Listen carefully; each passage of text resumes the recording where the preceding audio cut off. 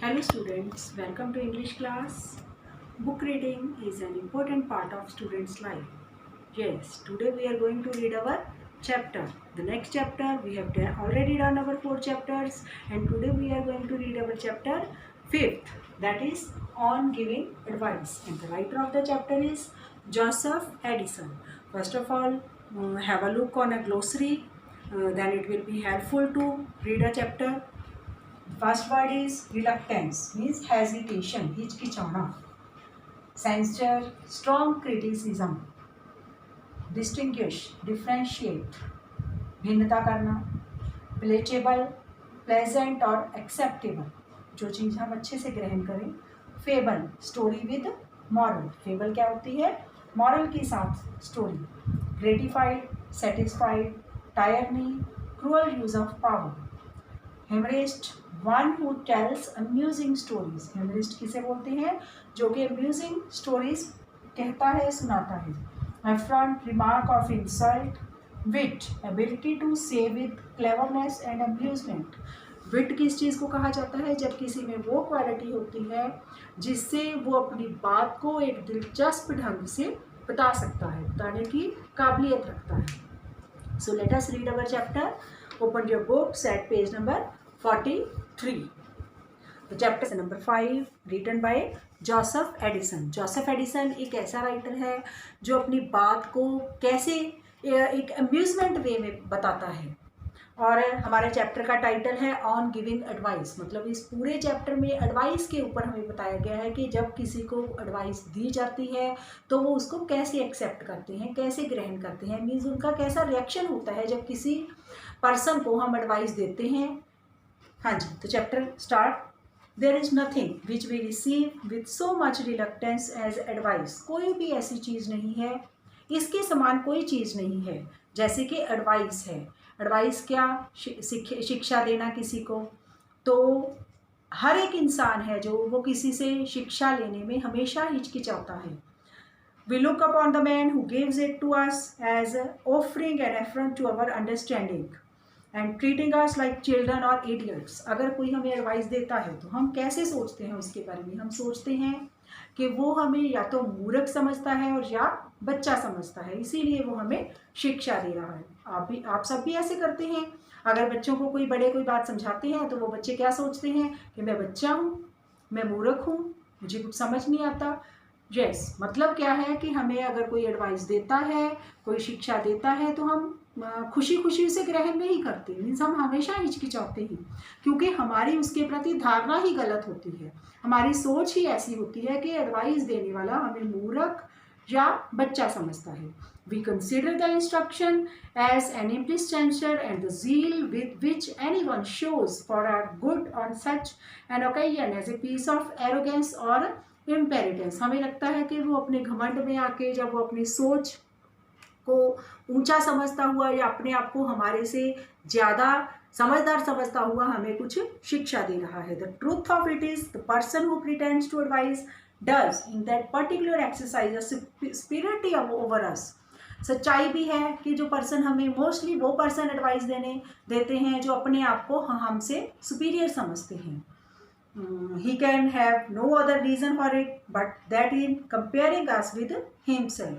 वो उसके पास और कोई रीज़न नहीं होता, वो अपने आप से ही हमें कंपेयर करता है. मीन्स हो सकता है किसी बात में हमारे सामने वाला हमसे समझदार हो, वो हमें वही बात समझाने की कोशिश करता है. For these reasons there is nothing so difficult as an art of advising.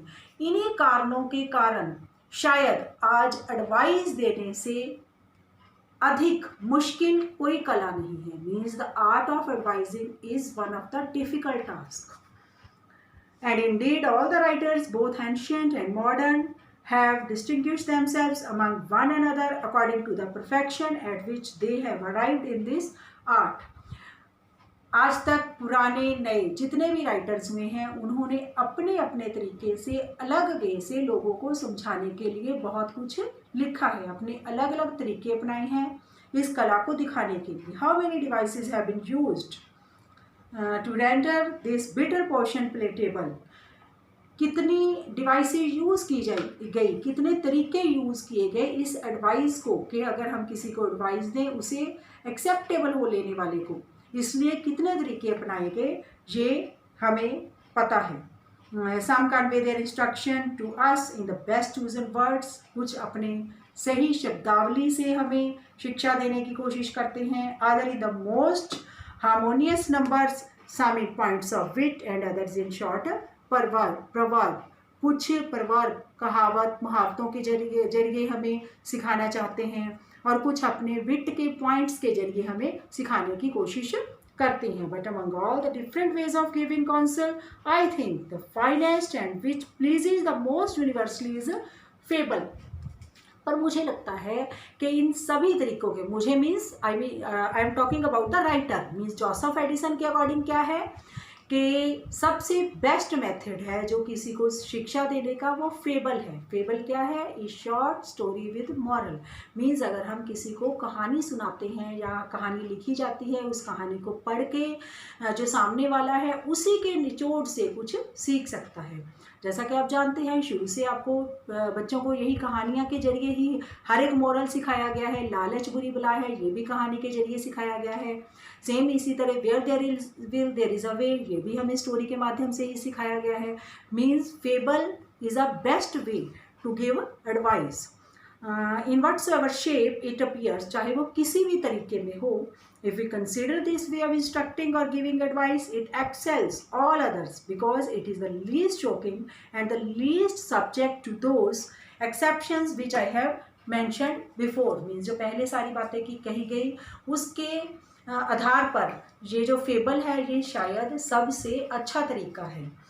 This will appear to us if we reflect in the first place that upon the reading of a fable we are made to believe we advise ourselves। क्योंकि fable में क्या होता है, कहानी में क्या होता है, हम कहानी को पढ़ते हैं या सुनते हैं, उसमें हमें ये लगता है कि जो राइटर है उसने एक स्टोरी में जो स्टोरी का करैक्टर है उसको कोई शिक्षा मिली है, लेकिन इनडायरेक्टली हम वो शिक्षा खुद अपने आप ही ग्रहण कर लेते हैं। मीन्स तब हमें कोई इंसल्ट फील नहीं होती, क्योंकि वही बात अगर हमें डायरेक्ट कही जाए तो हमें बुरी लगती है, लेकिन वही बात अगर हम स्टोरी से खुद ब खुद सीख लेते हैं कि ये चीज़ अच्छी है, ये चीज़ बुरी है, हमें ये काम नहीं करना चाहिए, तो वो हम अपने आप को खुद को एडवाइस देते हैं। Means we are giving advice to ourselves और that is not insulting for us. In the next place, if we look into human nature, we shall find that the mind is never so much pleased as when she exerts himself in any action that gives her an idea of her own perfection and abilities. This natural pride and ambition of the soul is very much gratified in the reading of the fable. हमारी fable पढ़ने से हमारी जो आत्मा है वो शायद चीज़ को ग्रहण करने में ग्रेटिफाई महसूस करती है अपने आप में, क्योंकि हर एक इंसान की ये फितरत है, इंसान की एक सोच है कि वो अपने आप में ऐसा प्राइड लिए हुए है कि अगर कोई सामने वाला उसे कुछ समझाता है तो वो उसे ग्रहण करने में हिचकिचाता है। He is busy all the while in applying characters and circumstances and in this respect he is both A reader and a composer. जब कोई स्टोरी पढ़ता है तो वो क्या होता है, वो हम स्टोरी पढ़ रहे होते हैं, स्टोरी पढ़ने के दौरान जो उसके करैक्टर होते हैं हम उनके करैक्टर के बारे में सोचते हैं, खुद ब खुद उसको कंपोज करते हैं और रीड करते करते हम बातों को सीख लेते हैं।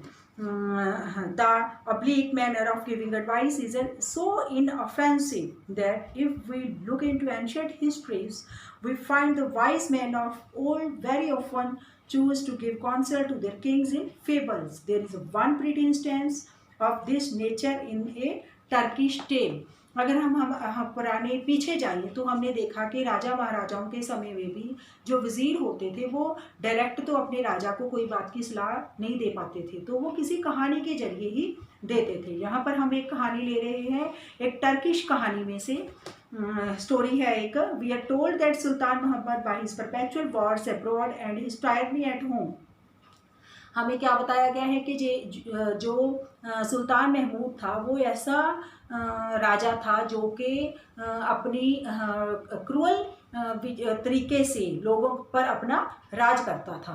The vizier to this great sultan pretended to have learned of a certain device to understand the language of birds. जो उसका वज़ीर था उसने क्या दिखाया हुआ था, राजा को क्या यकीन दिलाया हुआ था कि जो उसे पक्षियों की भाषा उसे समझ आती है। तो राजा को लगता था कि जब पक्षी बोलते हैं या पक्षी मुंह हिलाते हैं तो उसको समझ आता है वजीर को कि वो क्या बात कर रहे हैं। As he was one evening with the emperor in their return from hunting they saw a couple of owls upon a tree that grew near an old wall out of the heap of rubbish. I would like to know says the sultan. एक बार वो जंगल से निकल रहे थे तो उन्होंने 2 owls के पेयर को बैठे देखा तो राजा जिद पर अड़ गया कि वो जानना चाहता है कि ये आउल्स हैं जो क्या बात कर रहे हैं। What those 2 owls are saying it to one another, listen to their discourse and give me an account of it। राजा ने वजीर को हुक्म दिया कि वो उनको सुने और आकर मुझे बताए क्या बात है। The vizier approach the tree pretending to be very attentive to the owls. जो वजीर है वो पेड़ के पास गया, आउल्स के पास खड़ा हो गया और ऐसे प्रिटेंड करने लगा, ऐसे दिखावा करने लगा जैसे उसे सब कुछ समझ आ रहा है, वो बड़े ध्यान से सुन रहा है उनकी बातें। Upon his return to sultan, sir says he, I have heard part of their conversation but I dare not tell you what it is. मैंने उनकी बात सुनी लेकिन मेरी हिम्मत नहीं है मैं आपसे बात करूं। The sultan would not be satisfied with such an answer. अब सुल्तान, वो राजा था, सुल्तान था, वो कैसे मानने वाला था अगर उसका वजीर उसे ये कहता कि वो हिम्मत नहीं कर रहा, वो जुर्रत नहीं कर सकता उसकी बात बताने को।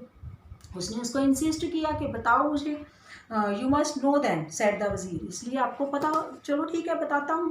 That one of these owls has a son and a daughter between whom they are now upon a treaty of marriage। उन्होंने क्या, वो दोनों, उसने क्या बताया स्टोरी कि वो जो दोनों आउल हैं उसमें से एक का लड़का है और एक की लड़की है और वो उन दोनों का रिश्ता कर रही हैं। The father of son said to the father of daughter, in my hearing brother I consent to this marriage provided you will settle upon your daughter 50 ruined villages for her portion।